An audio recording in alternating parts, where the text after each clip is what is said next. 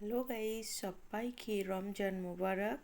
তো দেখো, আমি সরিষার তেলে পেঁয়াজ কুচি, লঙ্কা কুচি আর দিয়ে দেব 5 ফোড়ন। তারপরে আমি দিয়ে দেব বেগুনি কালারের চিরি করে কেটে রাখা আলু আর বাঁধাকপি।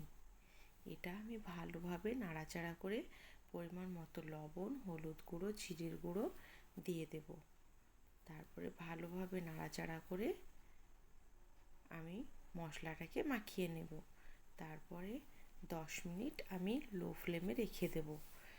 তো 10 মিনিট পর দেখো একদম রেডি হয়ে গেছে। তো এইভাবে নাড়াচাড়া করে আমি লাল করে ভেজে নামিয়ে নেব। তো রেসিপিটা তোমাদের কেমন লাগলো অবশ্যই কমেন্টে জানাবে।